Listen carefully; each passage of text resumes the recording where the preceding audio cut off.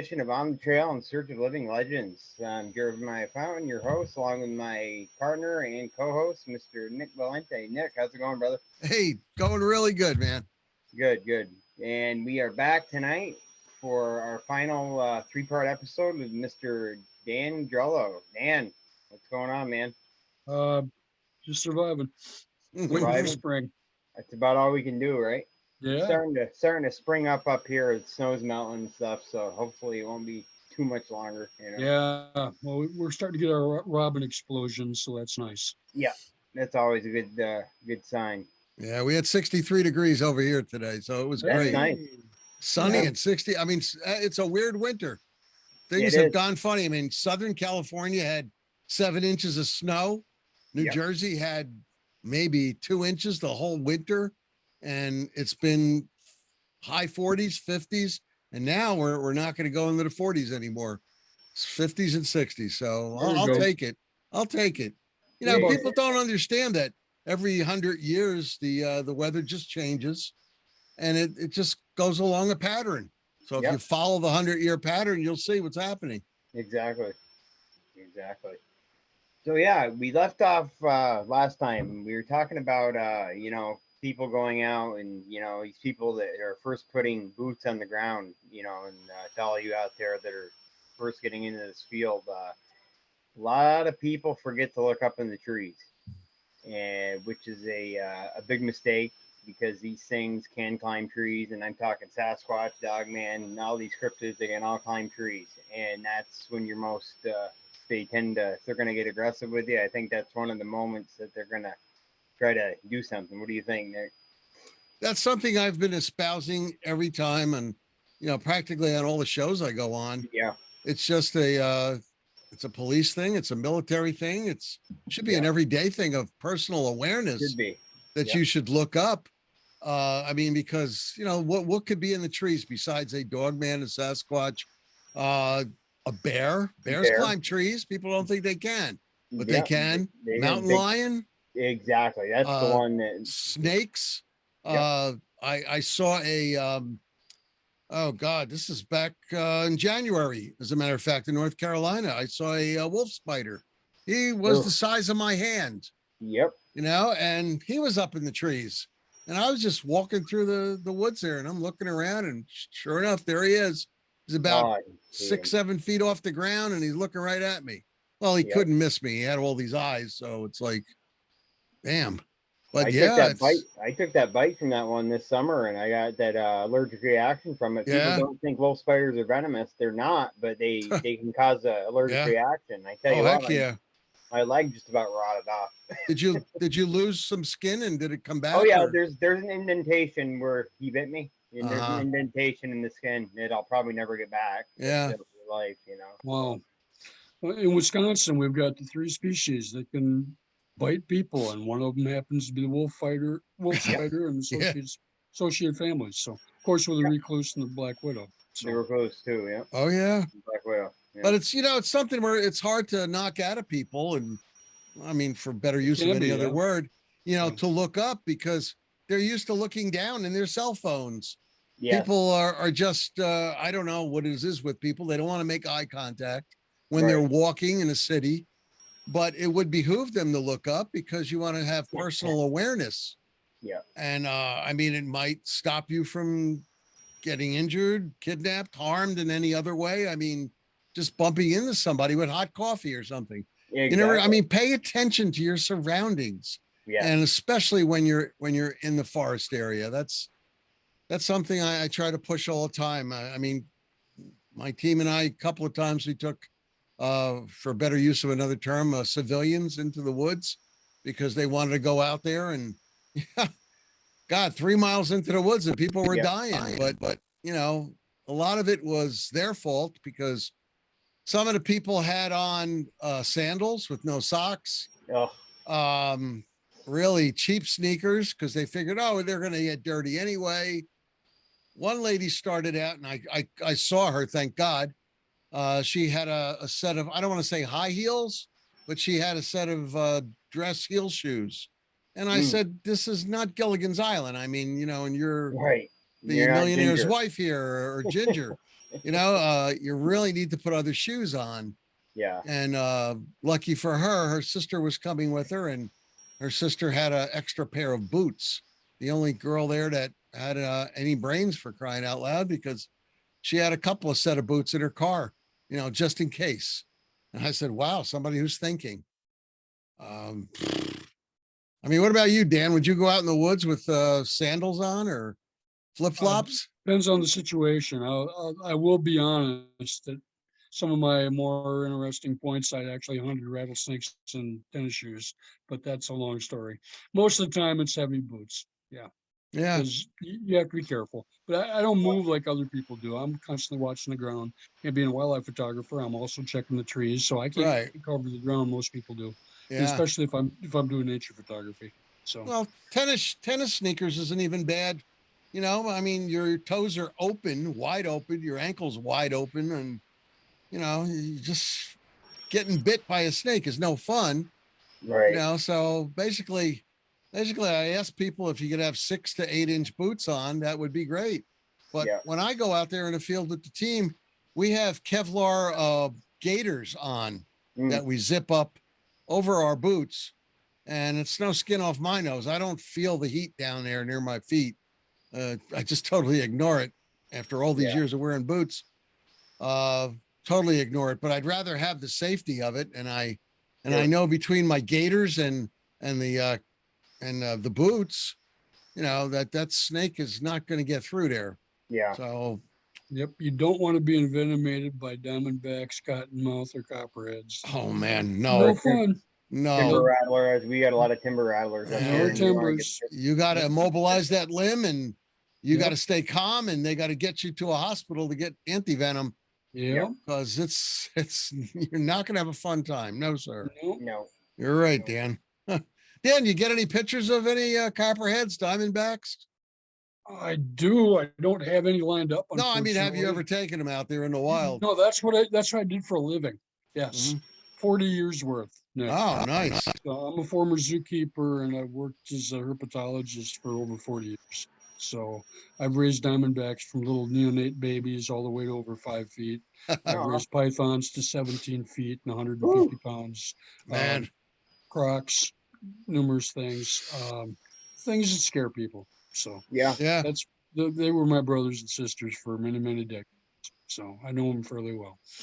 So, That's good. I guess it's but good, better to know them than not to know them, right? well, yeah, I've never been envenomated. I've been bitten by just about everything you can imagine, but nothing venomous. And I like to keep it Yeah. that way. Very lucky and very careful, but I've been very careful too.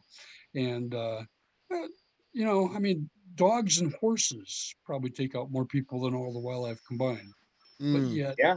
but yet, they're right under our nose all the time. So we kind of like, don't worry about it too much. I have You to know? laugh about the horses one, because you'll see people go like this, to the horse, instead of like this, Yeah. let it take it from your palm. They don't realize the horse doesn't know any better. Those chompers, he's going to bite your fingers and the apple or the carrot or whatever you're trying to Yeah, hand him. it's Yeah. exciting. That hurts. My father got Well, bit by a Belgium. My grandfather used to raise Belgiums when he was a kid, and then my father got bit in the breast by one of the big Belgiums, and he still got the scar to this day, and he's 81 oh years old. no, Mm. not good. Not a good 17 way when to he get got a, bit. Still got that yeah. scar. So Dan, what's been going on? Well, basically been focused on feet research. Nick and I were talking about how hard it was to get people to trace their feet last episode, and by Yeah. golly, if I haven't added about 25 more samples, so I'm doing Nice. good that way. I'll be focusing on it more as we go. I'm just kind of scattering over the internet, looking to see what other people have, and I'll be getting samples of possible footprints from different people in the Mm. say 6 inch to 9 inch category. I'm real Okay. interested in seeing the variation and you know different look in different substrates that some of these potential footprints may Yeah. carry. And then knowing the surrounding situation. When were they punched? Was it 2 o'clock in the morning at 29 degrees, or were there beachgoers there and it was a balmy 70 degrees and everybody was comfortable? So, Mm. Yeah. some things like that. Yeah. We had been talking a little bit about them in the trees. We just had one of my contacts had an experience yesterday and Oh. got to see one. There was some snow cover, and got to see it go through trees. Well, Mm. he, for whatever reason, didn't check for tracks, but I'd been in that area before, and I can tell you that sometimes it seems as though they are using trees, and they're Yeah. not really. Larry Batson had a good description about how at least some of them have been observed to like use the base of the trees and the roots Okay. stick there. And if the trees are fairly close together, it's not too much of an effort to go from one to another. And they Hmm. Hmm. can cover an area without leaving any tracks at all. Yeah. So that's really Yeah. interesting. Yeah. I know Claudia Ackley had her experience with something up in a tree in California, I believe. Right. And I talked to the artist, Max Toya, who had worked with her a little bit, and also a number of other people. And this thing was fairly large, Neanderthal looking, and up in the tree. Up in So the tree. I think there's quite a few reports of them that way. And then just imagine how many people are simply missing them because they don't see them, you know. Yep. Mm. And one of my probably even commented out last time, but I'm gonna bring it up again because it's worth it. A turkey hunter was in a blind, probably wearing wearing the camouflage suit that's so Hmm. popular, where you blend in and you can't really tell. You're almost like a haystack. About a ghillie And suit. there you go. Anyway, he's in that, and he hears something coming through the bottom of the valley, eastern Iowa, and he looks over, and there is a Sasquatch. Now, what's interesting is it comes in and actually it stares right directly toward him, and it freezes, and it Hmm. literally does something with its hair, and literally comes right into a camouflage type look where it's extremely hard to see. Yeah. Wow.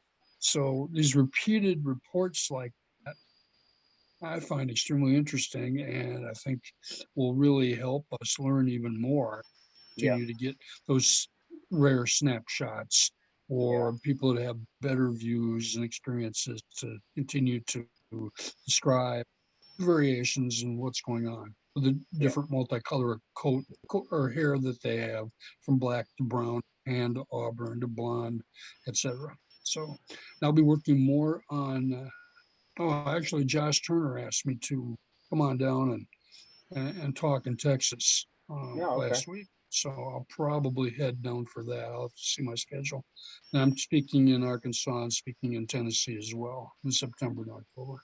Very Hmm. I cool. like to get in the field more, but right now I've got some other concerns locally that I'm taking care of, and we'll see what the schedule does. But as each month goes by, hopefully I can fit more in. That's the goal. So Yeah. yeah. Very cool. Very cool. Now, when you said the gentleman was in the turkey blind, and this thing froze up and would get something with its hair. Can you get more in depth in what you mean by that, Dan? Uh, it seemed to freeze, and the hair seemed to have some sort of a reflection capability with the light, Yep. and it seemed to blend in with its background more. And the particular report is in the BFRO, and it's in Right. southeastern Yeah. Iowa, and it'd be easily found if you go through the Iowa. I believe it was Lee County, but don't quote me on that. So, but he was pretty shocked and pretty nervous, and I'm not so sure he stayed hunting turkeys after that. So Right. So you're Yeah. saying, Dan, at first it looked like a Sasquatch with normal hair, and then it went into like a cloaking type mode, and I wouldn't the even use the hair word. I would just say that the hair changed. the hair just changed right there. And it's almost as though it had Translucent almost. yeah, perhaps. Wow. I would refer you to the report because I don't have the detailed series of words, and I would hate to play off that wrong. Right. Hmm. So some people would jump, not some people would jump immediately to cloaking. Other people would say there's some sort of mechanism that is logical that we can understand here. And I I just know it's a really good report and it's really well worded, well worth your time to check that. So that's BFRO, BFRO, it'd be Iowa, it'd be Lee County, I think. Iowa, Lee County. Okay. Matter of fact, while we're doing this, I can actually run through, probably bring it up. I find that that's very interesting to me. Yeah. Oh, extremely, extremely. It's been yeah, the capabilities they the camouflage capabilities, they're just mind blowing. Guys, this is the you think second. You got a tree standing there. Yeah, this is the second time this week, though, I've heard of a hunter out there in a ghillie suit. Mm. And, well, in this case, the Sasquatch looked right at him. This hunter, he was stationary, and he's looking at the deer. He's got his rifle pointed out. And in his case, was a Dogman, which was reported to me. And the Dogman just on twos, bipedally, started sniffing the air and walking towards him. And I'm going to tell you, I mean, he wasn't under any brush or anything. He was just in his ghillie suit to blend in with the, I guess, the grays of the area. And this thing just kept walking straight towards him.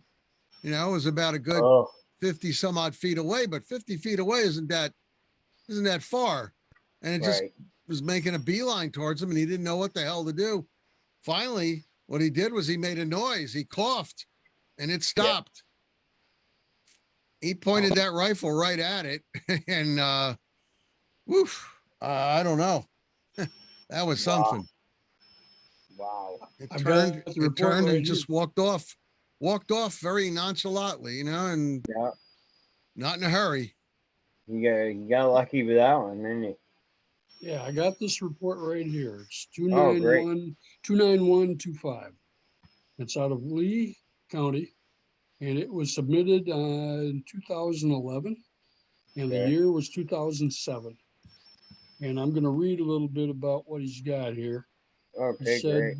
He said that at first I thought it was a hunter in the ghillie suit, but upon closer examination, I realized this was no human wearing a camo outfit.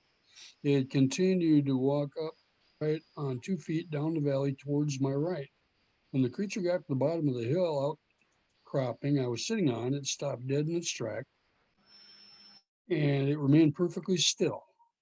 I think it was at this point I truly realized what I was seeing. When it stopped and stood still, it became nearly invisible in the forest. It seemed an eternity passed while I sat against this tree uncontrollably shaking. I was scared out of my wits, even with a 10-gauge shotgun propped on my knee, pointed in the direction of it. What happened next scared me so bad I would have bet my life on it I was going to have a heart attack. Creature turned its head and looked directly at me.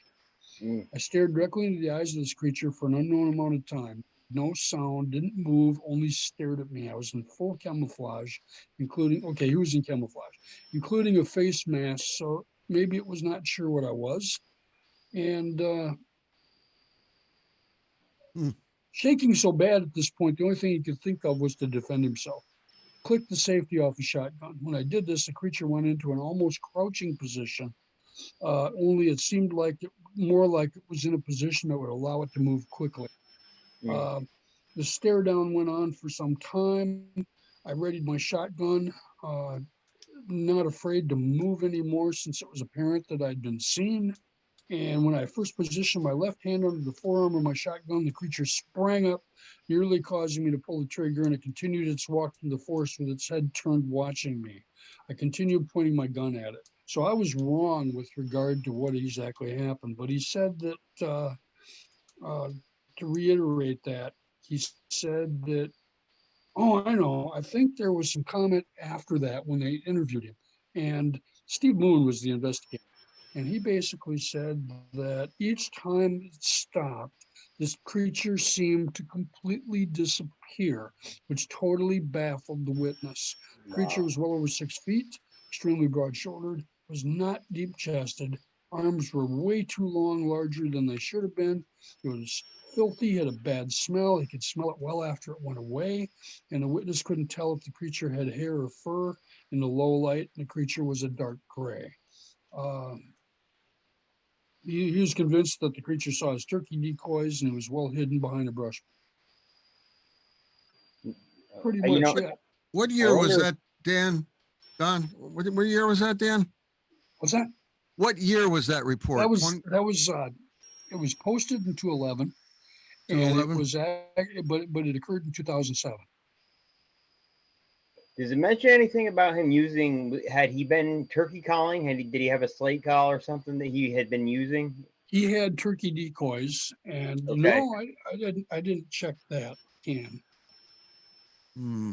And It it's makes you wonder, you know, when you hear about reports, you know, with turkey hunters, you know, even with deer hunters, you know, with a bleat call or any type of call, you know, you're not only, people got to think, you're not only calling in the target species that you're after, but you're also calling in any possible predators in the area. exactly. That's what they Sasquatch or a don't think dogman, about. Yeah. yeah, But it- Sasquatch or a dogman would be a predator.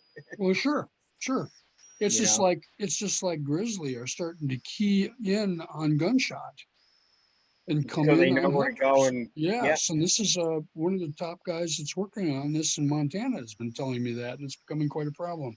What I was going to say was, in this case, he didn't say anything about the turkey situation, except that when he got to his position, there were turkeys roosting, okay. and they didn't seem to make a lot of noise until this thing was coming through the forest. And then when the Sasquatch came through the forest, he was making enough noise that made the turkeys nervous and they flew off. Took off. Yeah, but some of these correlations are interesting. And also there's questions about exactly what the mechanism was that rendered this individual very difficult to see or almost impossible to see. So Right. again, it's a vague description, and we are kind of left with what's exactly going on. And of course, we've got so many other reports that describe a multitude number of ways that they've been seen or thought to have been seen. So, and that's not my expertise. So I'm just letting other people do that and then just trying to review it, trying to make sense of it from a scientific standpoint. And it very well may be that our science has got some catching up. Sure. Yeah. Yeah. Yeah, that's it. That's interesting. You know, it's always baffled me. You know how they can just camouflage so well. You know. Well, that plus the fact that all of a sudden it's just like it turns its head and looked right into his eyes. Look into his eyes. Yeah, I've got another situation like that. A woman told me that her daughter had an experience, so I hooked up with the daughter and we talked about hers, and she basically was just sitting. Oh, I think it was early in the morning, and she was in her bedroom, and she happened to look out the window, and here's the Sasquatch walking down the driveway. Okay. And this would be before 8 o'clock in the morning, and she lived in a rural area. What's also interesting is as she's looking at it, it stops and turns around and looks directly into her face, just like the other one. And I think there are numerous reports like that. So Oh yeah. I don't know, I understand how some people feel like you can tell when somebody's staring at you and you turn around Yes. and then, right. And if their senses are that increased, um, their smell, their sight, their hearing, and perhaps other senses that we aren't even, that are rudimentary in us, it may be well developed in them. So Correct. Well, all this falls into play and it gets really interesting. I was Sure. thinking because Sasquatch, Bigfoot, they're noted more so than Dogman any day of the week for having mind speak and infrasound. And in this case, that young lady, maybe she looked out the window and said, "Holy shit, what is that?" And if they could mind speak to you, I'm wondering if they could pick up, thoughts going over the, Right. over the airwaves there. Who You never knows? know. I can't say for sure, but yeah, maybe they're picking up the frequency and they're going, Yeah. No, but getting back to that guy, I know it has nothing to do with his sighting, but I'm wondering what he had what kind of load did he have in his shotgun? You know, was it birdshot number, double O buck?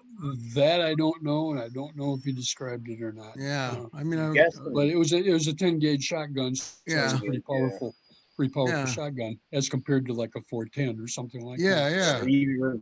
Yeah. I mean, it even lets off a much bigger crack than a 12 gauge, a 10 gauges. I've got one I hunt turkey with, and it's a beast. What Oh, do you load in there? Turkey loads, 3.5-inch turkey loads for when I'm out there for turkey. Yeah. You know, No, I'm just trying to think if he had to use it, if that Sasquatch jumped up and started running towards him, what is it? Over under side by side? Mine's a single shot. Single shot. So you got one shot. One That shot with a turkey load, which I'm not too I'd feel a little bit more comfortable if it was a 10 gauge buckshot. Yeah. As a little bit of double O buck over there. Exactly. Wow. Yeah. Yep. Man, that is rough. I mean, something like that. I guess Dan, he doesn't put a size to it, does he? No, just 10 gauge. No, I mean the Bigfoot. How big? Oh yeah, 6 feet. 6 feet. About 6. So that would even most of our books that would be an immature. Yeah. But there are short people and tall people. Yeah, exactly. Short gorillas and tall gorillas. Short adult. Yeah, it could be. Yep.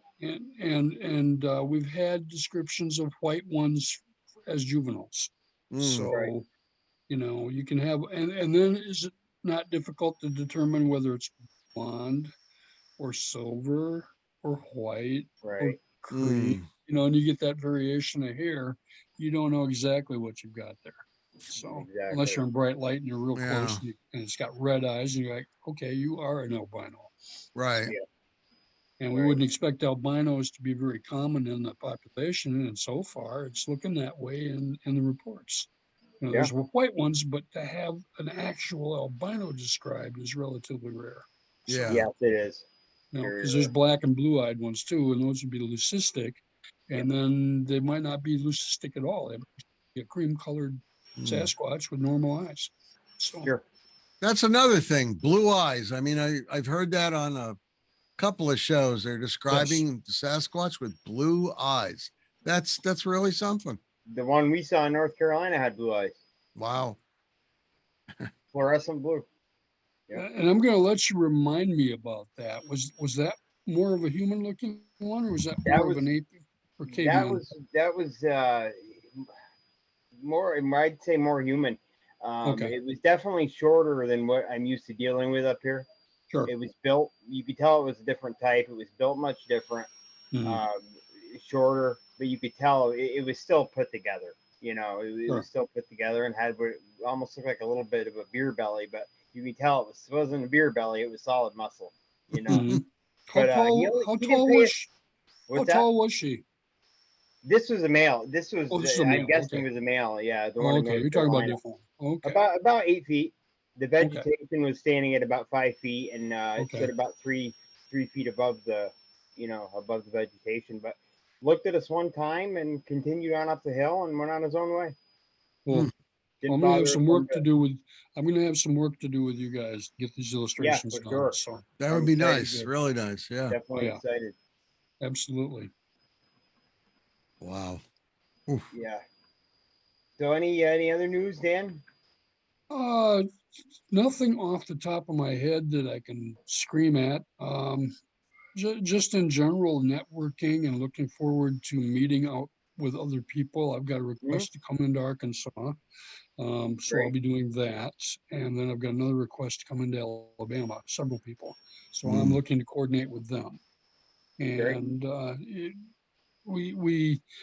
I'm looking for things that maybe are a little bit aberrant or atypical of what we expect. And so I may have something on the Alabama situation. Fill you in on that down the road as I learn more. Okay. In the other case, we've got a couple of generations of families that have had experiences. So I'm invited into that. Pretty secretive about it. So, but there'll be more information to compare, hopefully. Down the road. And seems to be really, real nice people. And it's really good that we get more and more people on these podcasts and network and provide more information so that all the researchers can utilize it and try to document and learn more. Mm. I mean, that's the thing. We've all got to come.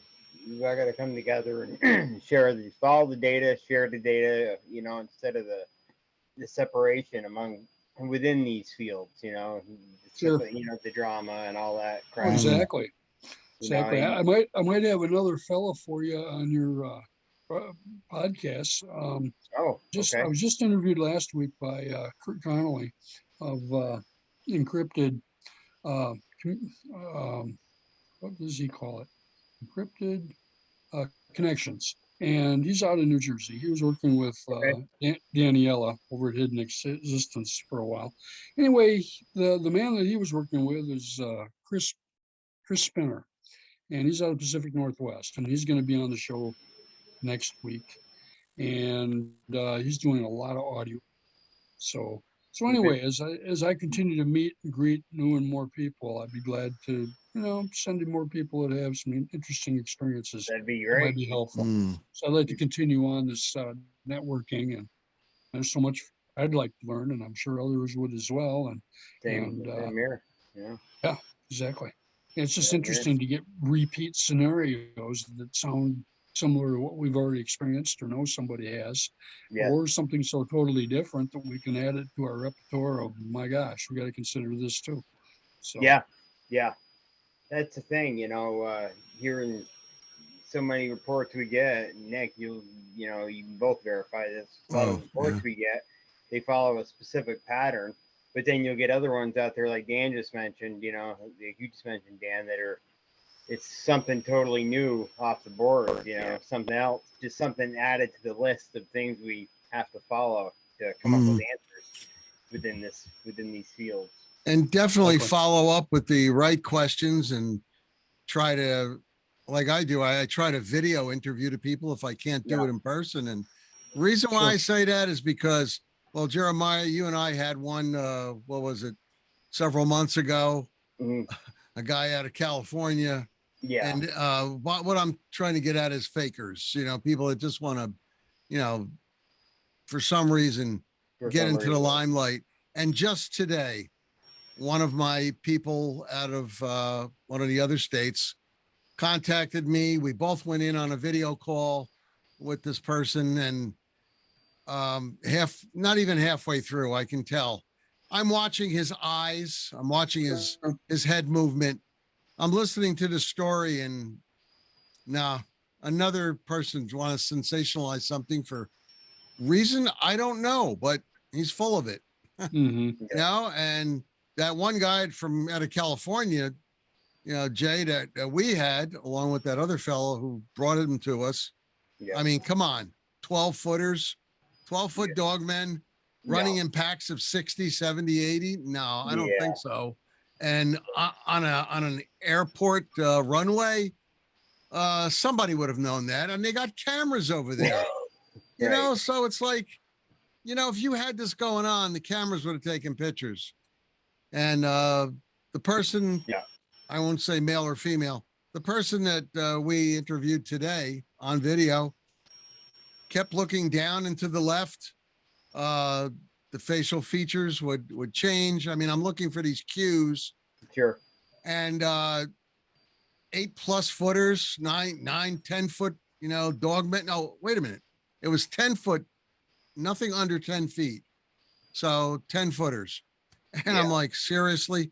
Every report I've ever researched, every report I've ever taken, anything I've read, and I mean, this goes back to the late 1700s when those lumberjacks, were accosted by a dogman up in Michigan.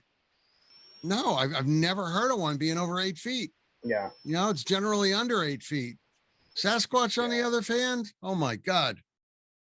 Dan, I'm telling you, Sasquatch. About 7.5, right? Usually. Amazing. Yeah. The size is just incredible. Well, when I was in the BFRO, I know the general thought was 12 feet and down, but I know of a report that John Green had with some dam builders, and they felt that theirs had to be in the 15-foot category. Yeah. There were two guys in helicopters that had seen something that appeared to be 13 to 14 feet. Mhm. And so that was interesting. And when they got the tracks on that, followed that up, and it seemed to be as though well, they flew in close enough to see, and it looks like one of them had its hands down, and it's like almost boat paddles, the Mm. way that it Yeah. looked But can with you the imagine the hands size? outside Imagine of the the size of yeah. the thighs on this thing, though. I mean, Oh, exactly. the legs must be freaking huge tree trunks. But Huge. Oh, exactly. you know what, Exactly. Dan? Hmm. The fellow, I think I have his name right, Ron Moorhead. Yeah. Yes. He Run. he reported a 15-footer in Alaska. I can't Okay. remember this other fellow in California, a 15-footer, and I gave a case over to Jeremiah, and this Yep. thing was 15 feet. 15 feet. And Yep. I'm like, you've got to be kidding me. I mean, I'm Mhm. thinking about it, Dan. This thing must be 3,000 pounds. You know, At I 15 mean, feet. Yeah. to be that big and Yep. that wide. Uh, Yep. It's uh, hard ha- to accept that this could yes, even be possible. Yes. yes, it's absolutely true. Yep. 15 feet is kind of really way out there. And Yeah. but you know what? We do have human beings that are, seven, 8 feet. 7.5, Yeah. 8 feet tall. Yep. That Chinese basketball player, I think he's 8 feet 2 inches or something. And yeah, so I mean, you will have an anomaly, is Sure. what I'm trying to get across. Exactly. So Exactly. why not in nature, for that? I mean, Sure. Yeah. I went to the Philadelphia Zoo, God, a couple decades ago, and I saw George the tiger. And George was like up to my shoulders, 950 pounds. Oh. His paws were like, I mean, I can't do it on the camera here, but they were huge. Like a grizzly bear. But 950-pound regular tiger, he wasn't a liger or one of those other type of mixed Right. breeds. He was a Right. regular tiger. Hmm. And then I know I went to the Space Zoo in New Jersey off of 206, and I was lucky enough before it passed away to see like one of the biggest bears in the world.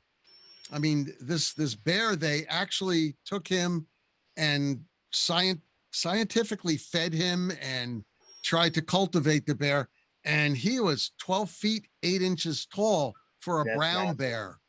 Brown Wow. bear, not a polar bear. Now I know polar bears can get up there, but a brown bear to be that big, that he was phenomenal. Hmm. So once again, I tell people, go to the zoo. Maybe you'll catch something that's unusual.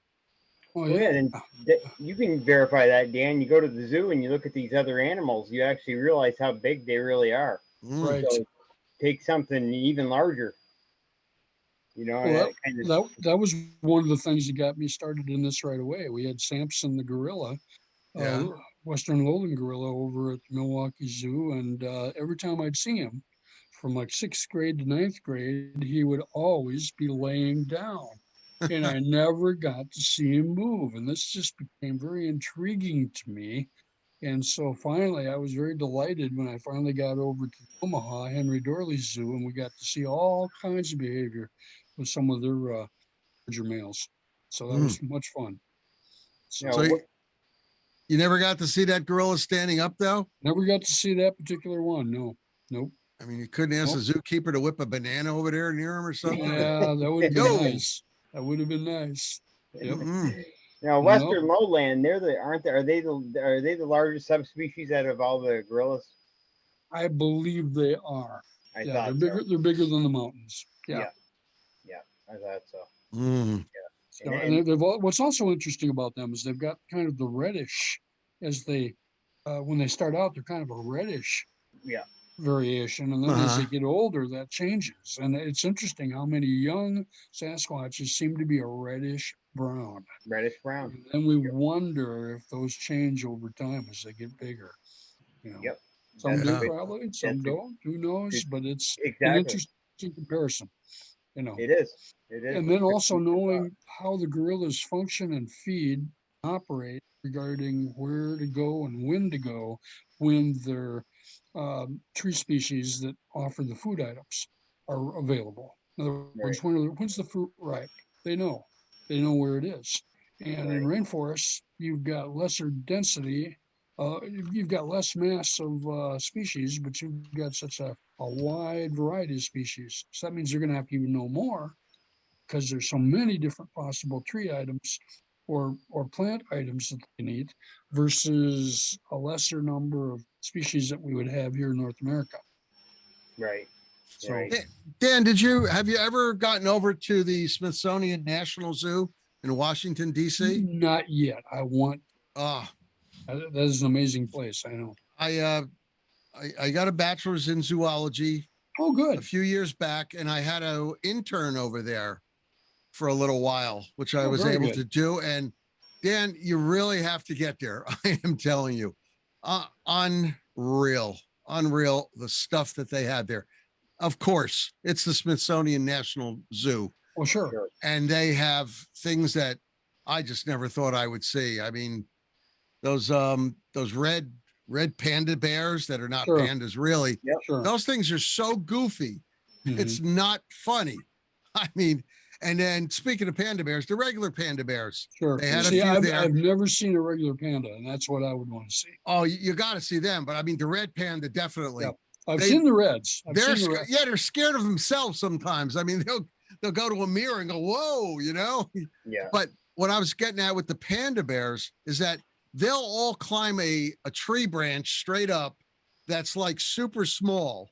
And you'll have like 4 of them on that branch. And all of a sudden the branch is going like this and they all fall off.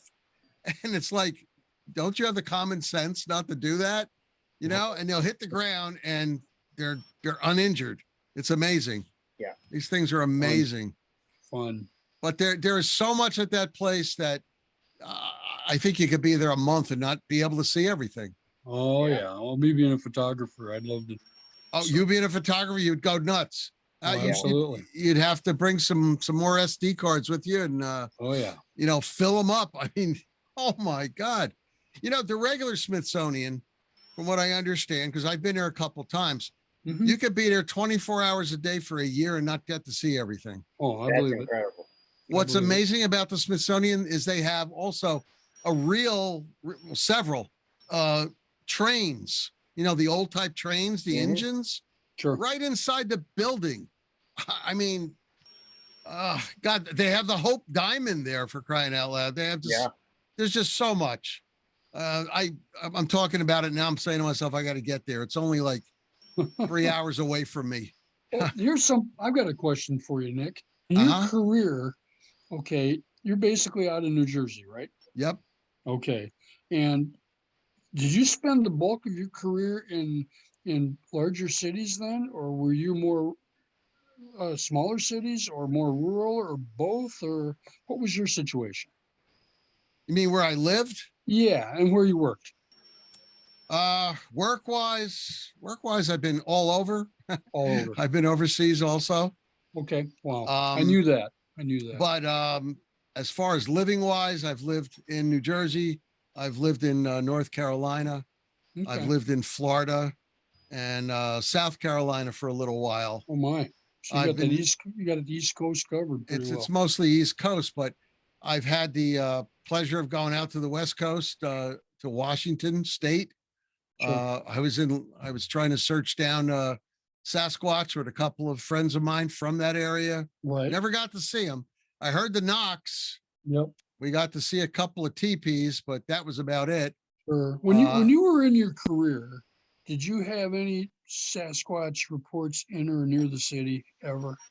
Because you guys were asking me about new things, and I've got a friend that has found some more possible sign real Right. close to Chicago. Okay, by city, you're talking about New York City proper, I'm like talking about Manhattan? any city, or Any large metropolitan city? area. Well, see, New York City would be your best one. I mean, I've actually saw a deer right on Broadway, $2 right on Broadway. Uh-huh. What's going on here? All right, Jeremiah's having a little problem there. No, I'm But back. there he is. A little finicky tonight. I was just telling Okay. Dan, I was actually saw $2 on Broadway in New York, right Yeah. in the street. But you got to remember, they have Central Park, which is gigantic. It's ginormous. Huge. Living in New Jersey, in Central Jersey, I saw one of the biggest black bear I've ever seen in my life, a 650-pound teenage black bear on a main road on my way to work one morning. Mhm. I called the police. I told them, I said, you have a black bear in this guy's circular driveway on Mountaintop Road. And the dispatcher goes, well, was he acting, violent or aggressive? And I said, I'll tell you the truth. I stopped, but I didn't get out to find out. Yeah. I just want to call you guys to let you know that we have a black bear up here, and anybody that knows anything about bear, they know they're pretty smart. They can open up, some of them can open up a car door, going up to it. Sure. And if they want to get in your house, they're going to whack that door and they're in They're in. because they're super strong. Yeah. But no, to answer your question, no, nothing near a major city. Interesting. Nothing near major cities, not on the East Coast anyway. Okay. All right. Because I was just curious because we had Stan Courtney had spent some time in an area just outside of Chicago, or maybe even in city limits, Mhm. and had some vocalizations there, Oh. some tree structures there. I don't know that he found footprints, but everything was pointing toward something interesting there. Mm. Okay. And so there are Sasquatch reports in that area. So Yeah. I was actually involved in a master's program teaching a field herpetology class in north central Wisconsin one Mhm. year.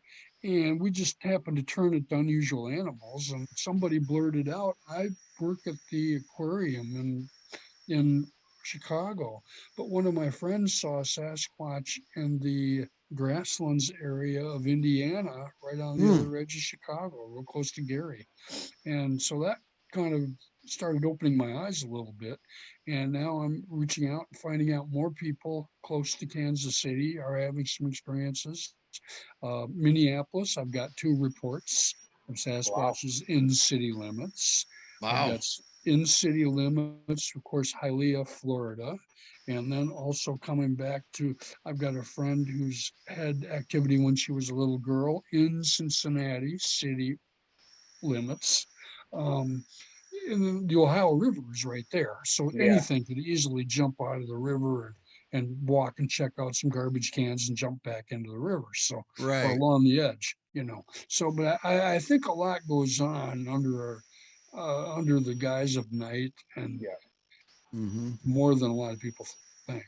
And some people would argue whether they're Yeah. nocturnal or whether they're diurnal or whatever. But to me, it's like we aren't all exactly the same. We operate with what our job Right. dictates or what our family has kind of gotten us used to. And I kind of wonder if that isn't true with them too. Mm. Certain pressures of people or pressures of environment, or possibly even amongst themselves regarding food collection, and okay, we can't go now because the other troops there, but when they're done, we'll go, or something like that. Who Uh-huh. knows? There's some fun conjecture there. Mm. Absolutely. Yeah, I took a report a couple of years back.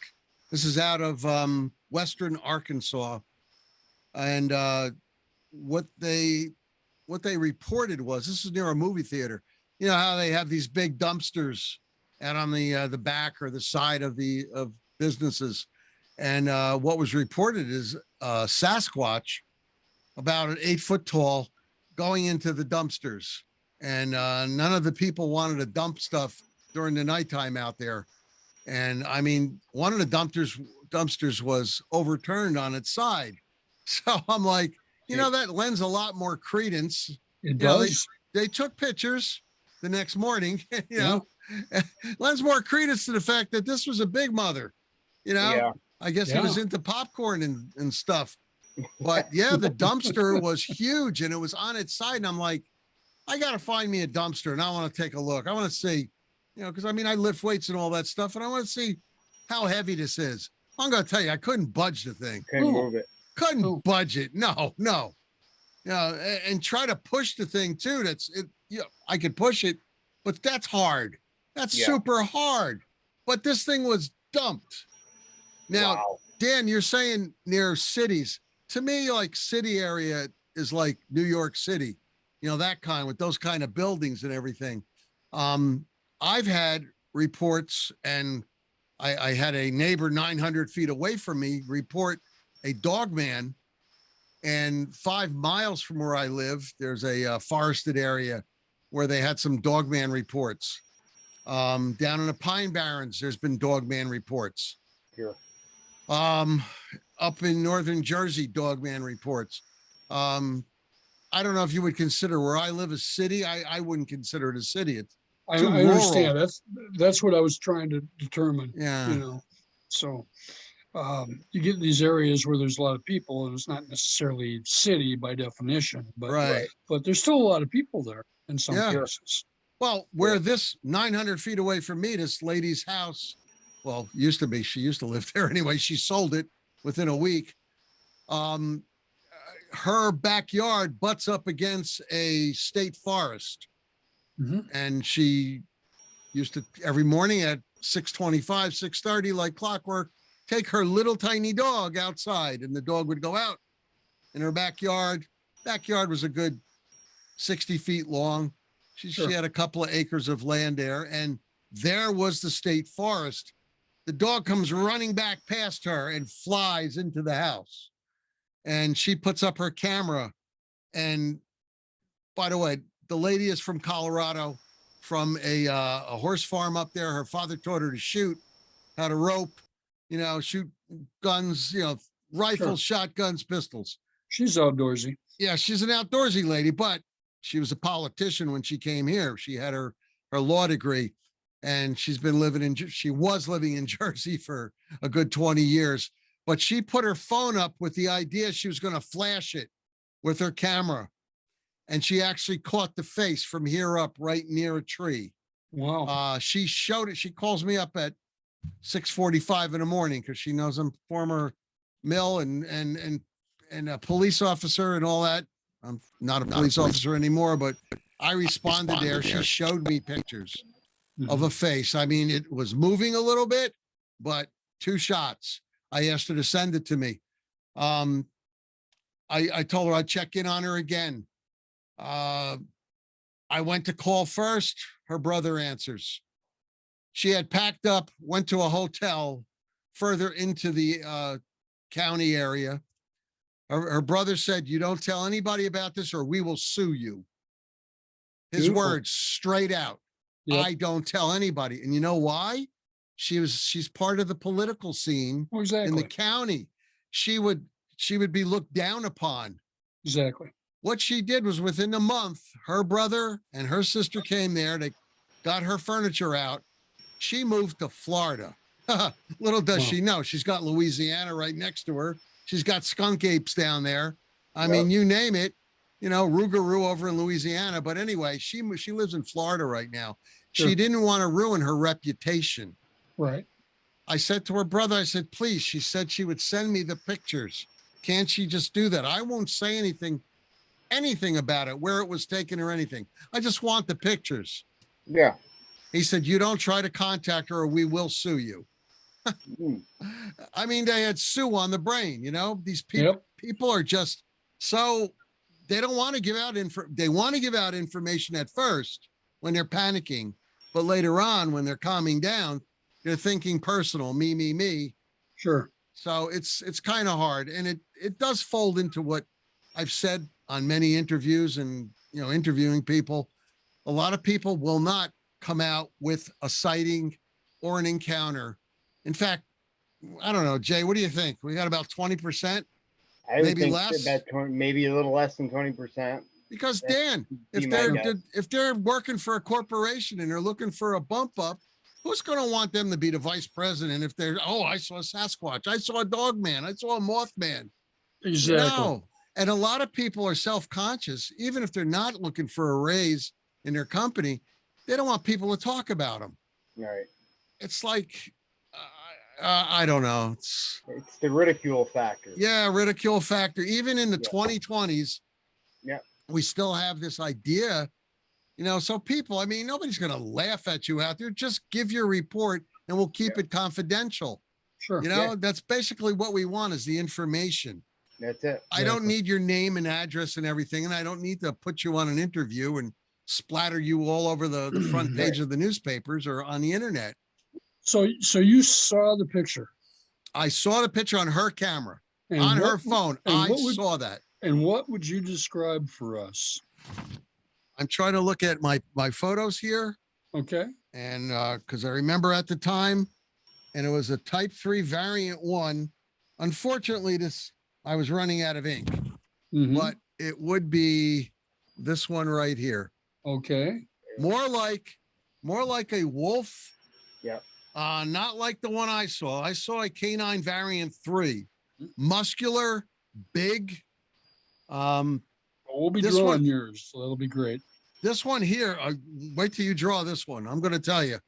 But the one she saw was not as big, but still huge to human. In human terms, Sure. it was still huge. The one I saw was like, I guess it was an alpha, because this one was 7'6", 7'7", because I had measured it off to the stop sign. Sure. The one she saw was about a 7-footer. Mhm. The snout was longer than the one I saw. It didn't have the super big canines. The picture she saw, I mean, all she wanted to do was flash it, Dan. Flash it to give her a few extra seconds to run back to the house. Sure. Yeah. She had a 12 gauge on the wall, nothing in down the pike. It was a pump, a Winchester 12 gauge. She racked one in, locked her door, and she just stayed there shaking and waiting. Sure. And her dog had urinated all over the back door going in. I mean, this thing was shaking like crazy. Unbelievable. 900 feet away from where I live, 3 football fields away. Wow. And that forest, I've been in there with the expeditionary team. And when I say that, I mean just 4 guys. And we've been in and out of there all over the place. I've never seen anything since. But we did have several reports 5 miles away in another forested area. You got a lot of areas here, Hunterdon County in particular. They have a Buffalo Ranch over there where they sell buffalo meat. Oh. I mean, it's like 400 acres where the buffalo roam over there in Hunterdon County. It's a huge county. I don't live in for a Dogman. Yeah, What's I that don't live side? in Hunterdon County, but that area there is huge, and you do still have a lot of unadulterated land. But I'll Yeah. tell you, they are putting up, and I think this is why people are seeing Dogman more and more. They're putting up more and more townhouses. And what's happening is they're losing their area, their crossways to get to a river, water source. They're losing area where they hunt, where they can live, burrows and the sort. I mean, they're just pushing them. And I've heard that time and time again, like from a fellow John down in Texas. He owns a ranch down there, and he and his wife live there. And he's had a problem because they started building houses, not a couple of miles away from him. So they're coming across his land, and they were actually living in a barn next door to where his land is. He took saliva samples. He went into the barn. I think there was juveniles there, and they don't know as much as an adult does. So he saw them more during the daytime. Okay. So what I'm saying is the more we build up areas, the less areas they have. Sure. Yeah. Sure. Yeah. Well, it's amazing how many of those types of reports come out of Texas too. Yeah. Texas seems to be a stronghold for them. Yeah. Very, very strong. Yeah. I've got some key people that I was surprised to hear that was the type of observation they made, and again, I'm not sure on everything simply because we're still in such an early inquiry stage, but the ears were canine looking, located, and it had a snout. And other than that, it was very Sasquatchy. So I have no idea. So can do is just try to learn from the locations and see if there's clusters. Jumping back on that Texas idea just for a second, because Texas is next to Arkansas, and I've had a ton of calls, of sightings and a couple of encounters in Arkansas, but I mean a lot. And because Texas is next door, you would figure they would, go over the boundaries. Sure. But a lot of Texas is barren. It's super hot. And I'm just thinking, like, where could these things be going? I guess there's underground areas. but they're going to need water to live. Right. So I guess that would be the area when people ask, oh, where do I look? Well, look towards the water because they're going to have to go there sooner or later. Well, that seems to be the association that Sasquatches certainly have, following the creeks. So Mm, if these things are anywhere near in the same category of being a large predator, I would think that they would have similar. yeah. Throw in. I know Texas doesn't have a large black bear population, so that opens some room right there too, Sure Oh, does. yeah. as far as competition goes. Yep. Hmm. What's also intriguing, Illinois doesn't have hardly any black bear yet, although the habitat's there and the population's on its way. But they certainly have the oddity reports and the Sasquatch reports, and I'm sure that they have some Dogman reports too. So I did see some tracks out of northern Illinois that looked Mm, unusual, and I don't know whether or not they are just aberrant tracks, but they look like they could be something we need to know about. So I will Right. make sure that those cross your desk as well. you think you'll be going up there anytime soon, Dan? Yeah, actually, I will be. Actually, Mm, I will be, and I'll be looking around. There's SAS activity, and that's what I'm interested in. But yeah. if somebody says, "Hey, there's tracks here, and they're big and they're canine looking," I definitely want to see them. Definitely. So, Yeah. And 'cause I know our largest dogs can punch out a front footprint of about 6 inches. mhm. So, uh, but I'm really looking for some of the other different structures, and of course, we've got descriptions of what people describe with the different looks that these things have. Only I would think dictate a different type of foot in some of them. So Yeah. Yeah. real curious to try to help document that. Yeah. And if there's trees in the area, see if there's any claw marks, Yeah. Yeah, because that would be exactly. indicative of something too. Sure, Absolutely. absolutely. That'd be interesting. Sasquatch in Illinois. Wow. Woof. Well, we had our first verified mountain lion from Wisconsin was killed by police in Chicago. You can Oh, imagine that. Right, right inside the city limits. in In Chicago. city limits, they In got city- DNA samples, and that cat Yeah. ended up over in city limits of Chicago, and the police took it out. Well, they do have some parks in Chicago, They do. in Chicago proper because they like to keep the air clean or they're Sure. trying to anyway. Sure. So yeah, wow though, a mountain lion. Yeah. in Uh Chicago. would have loved to have read the report on that one. Oh, See how you- big it was. I can help you with that. Oh, 'Cause good. We've That'd got be it. great. I'm taking notes over here on Same all here. this All right. stuff. It's interesting because one of our lion specialists for Wisconsin works as a wildlife biologist and wildlife professor at UW Stevens Point, where I went to school. The head of the And boys. he got his master's over in Albuquerque. And hi there. Hi, Stace. I miss And y'all. Hey, Stacy. Hi, glad to hi. see you up and around. It's awesome. I'll be on with that. I'm feeling a little better. Good. Good. Still Thanks working for me like a slave. give her a hug for letting her make an appearance here. That's good. So, anyway, in Albuquerque, they had a big Tom Cougar, and he would come in about every 2 weeks and just walk down Main Street at 2 o'clock in the morning after bar time. And he Wow. would take out dogs or cats. Oh my And then God. he'd leave the city and then he'd go. But they had him radio collared. And he'd be back in about 2 weeks. He'd Wow. make his right down Main Street in Albuquerque, and then Oof. he'd do his hunt, and then he'd take the pet and go. And and that happened. I have to talk to him about the longevity of that, but I got the impression that he'd show up off and on for over a year during the Wow. guy's study. So that kind of shows you what we're dealing with Well, yeah. That, sometimes with these wildlife corridors and Absolutely. timing. If everybody's out, no problem. Just walk Yeah. down the street. Yeah. well, it I had a brings us back. contact. To, I had a oh, go ahead, contact Dan. from St. Louis, Missouri, that said when he was a youngster, about 12 years old, he was between a couple partner buildings, and he was heading home, and he was going along, and here was a guy over by the garbage cans, Mhm. a big guy. Wow. Kind of walked by him and looked. Then he realized he was covered with hair. He went Yeah. back to the house real quick. So Well, I mean, look at the feral cats in the city, the feral Exactly. dogs. You know, I Exactly. mean, that's great pickings for a alpha Sure. predator. Sure. Oh yeah.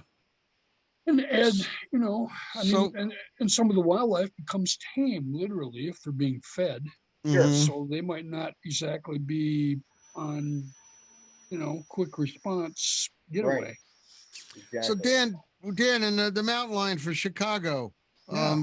Any place you got an idea where I can find that, or a year? Or, Through me, I'll have to dig it up. okay. If you go, if you Googled Wisconsin Hmm.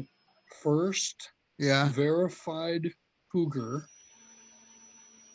and then put Chicago, it'll probably come up. Okay. And then if you change words around, that might increase the likelihood too. Yeah. But I bet you, What year you think that was? You have any idea? oh, jeepers. Uh-huh. 10, 12 years ago, maybe. Okay. Time flies so fast. I'm pretty good with It Google. I does. could find it probably. Yeah, and I will. I'll make sure you get it next. So, because I need to review it again myself.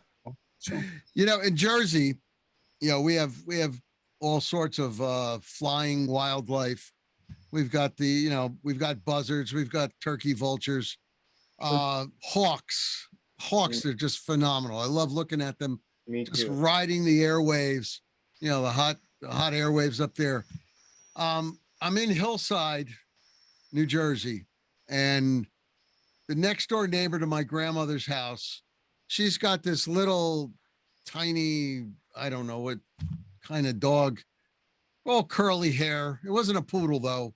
It was all Um, 5 pounds. I refrained from saying Shih Tzu, but I did. No, it's not a Shih Tzu. It was something else, but it was I think it started with a B or something.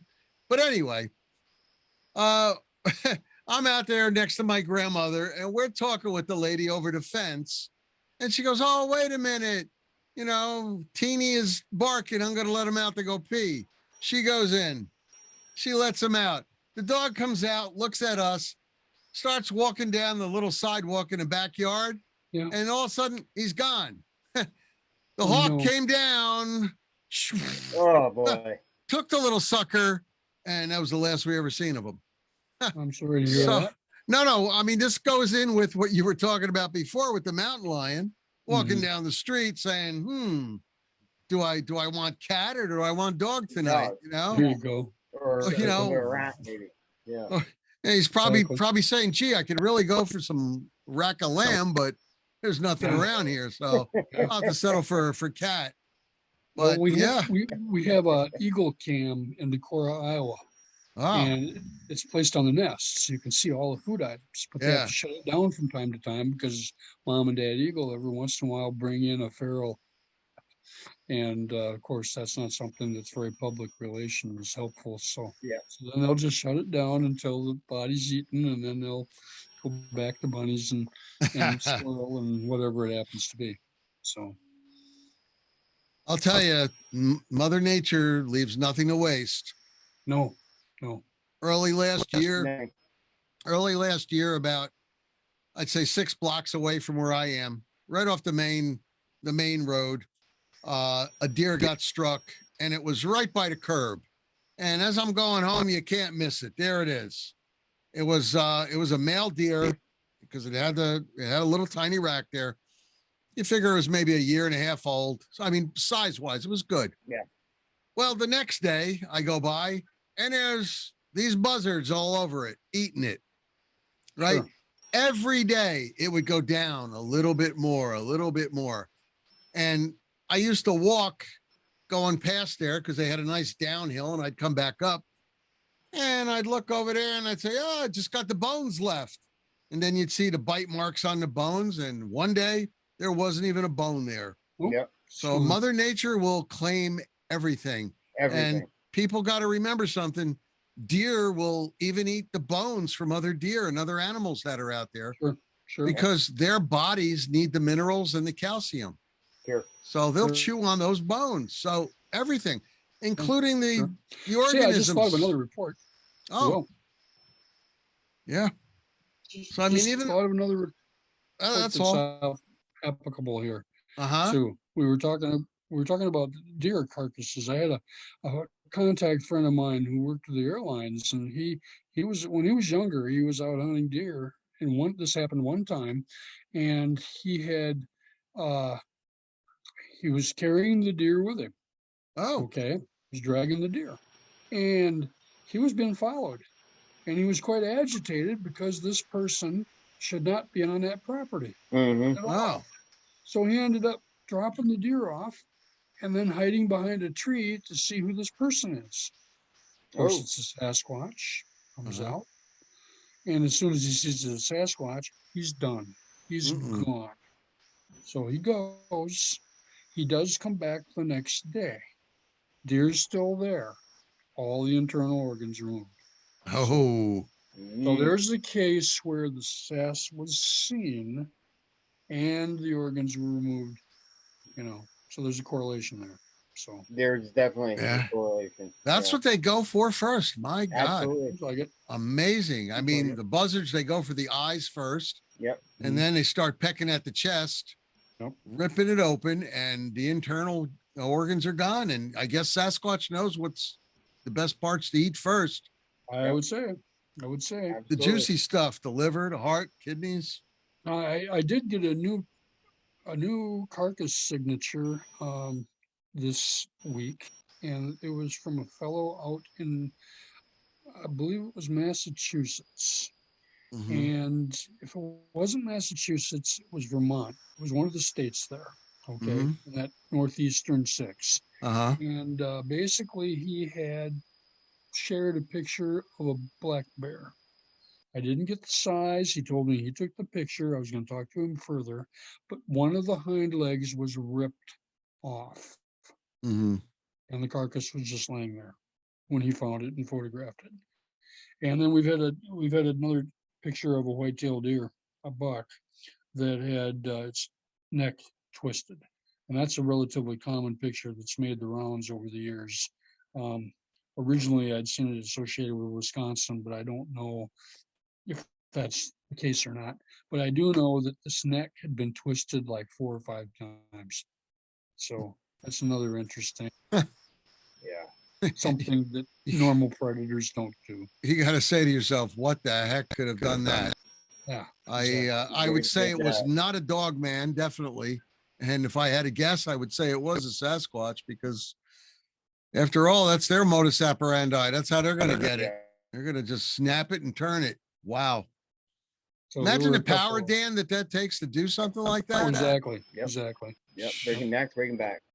Oh Hmm. God, we interviewed a guy that watched. I told you about this, Nick. I don't know if I ever told you, Dan, but I can send you the interview. We interviewed a gentleman from Great. Alberta that watched one kill a moose, Mm. and Really? came once the moose. They tangled for about 10 minutes. They went at it. The moose gave him a run for a few minutes. Mm-hmm. Finally, he got it on the ground, and the Sasquatch grabbed it by the antlers. Didn't twist its neck, but it popped up, kind of jerked it upward, and the guy said you could see the back just break.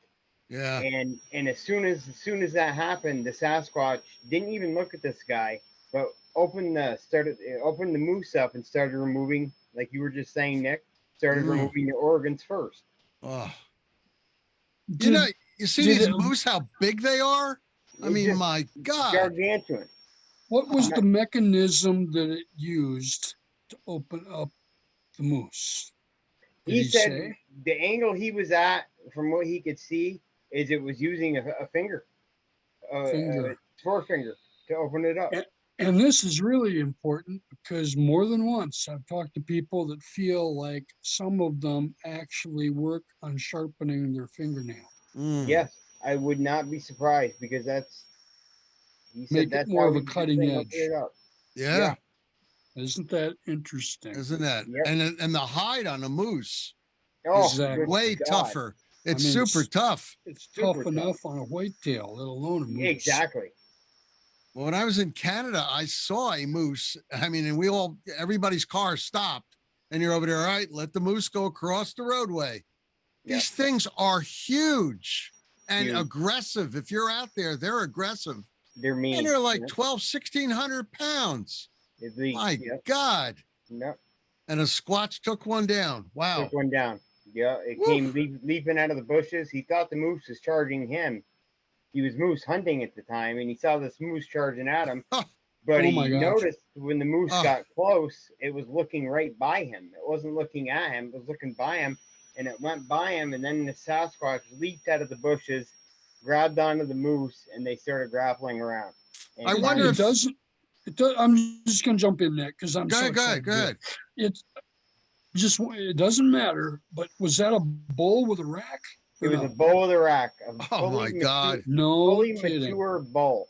Oh A Canadian, fully mature Canadian bull moose. my God. They're Dan, if you've ever seen one, Oh, I have. I'm I telling you, oh my God, they're huge, Huge. Yes. huge. And, And very strong. dangerous. I know And if I was dangerous, standing very up dangerous. next to one, the back would be bigger than me. I mean, they they take- are, wow. They take out more people than grizzly. That's for Yes, sure. they do. Yes, they Yes, do. they Yeah. do. People don't realize that moose are aggressive. Yep. Especially know? a cow moose that's got a baby with her. You're Right. done. Oh, forget about it. Same You're thing done. with a bear. You're the bear. You know, Yep. they're gonna come after you.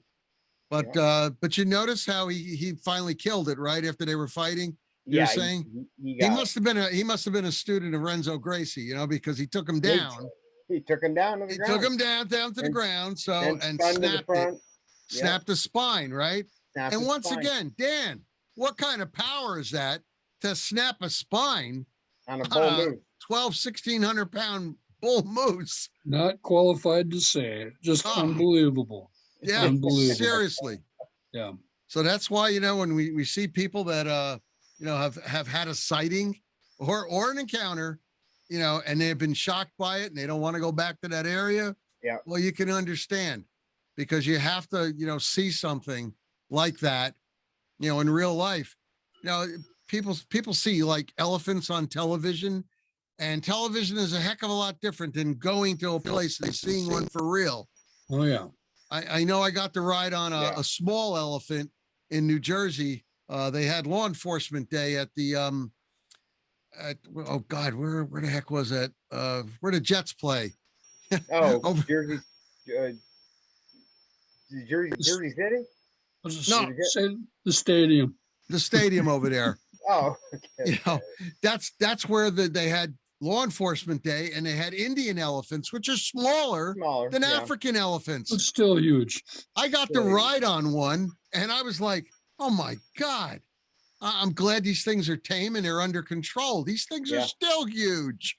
Oh, And yeah. an Indian elephant is small compared to an African elephant. African. Yeah. You know, so I mean, people go to the zoos. You're missing out on something in life if you don't do that. Yeah, Because definitely. some of these animals, it's just amazing, absolutely amazing. yeah. And just to look at them. Maybe not go see the monkeys in the monkey house because they're nasty, but everything else is just phenomenal. Oh Phenomenal. yeah. It's absolutely. And Dan, you got to get to DC, man. Come on, Oh, please, I'm going to try.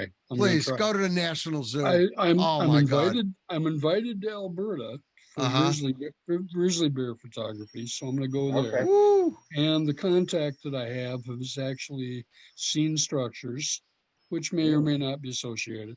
Mhm. She's had rocks thrown at the tents. She tented for 8 years, and she had rocks thrown. She's had vocalizations that were somewhat see or sound like, and she's had 2 visuals, one looking out from vegetation and another entering.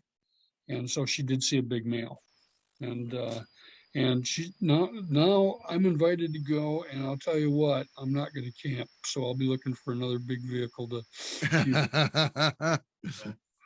I'm Did just that not incident- interested in camping in grizzly I'm territory. just telling you about No, you don't want to camp in grizzly I'm territory. just not No. interested. Oh Yeah. my God. I mean, grizzlies and brown bear go after black bear. They kill their own kind, for crying out loud.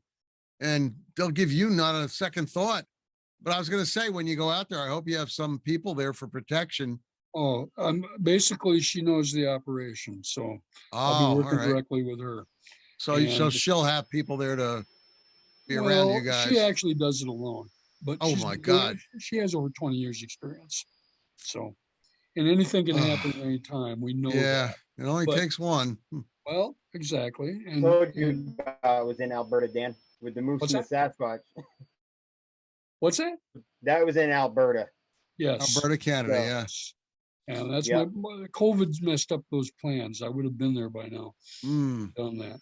Oh, But you're gonna love it. You're gonna love it. She's Yeah. got 3 generations of grizzlies that she's seen Oh, wow. as little ones that have grown up to become grandparents. Mm. So, And Dan, Uh, if you have the time, go into a city area and taste the French pastries, I will do that. because they brought, they brought it over there, French Canada, and Very they're nice. really superb.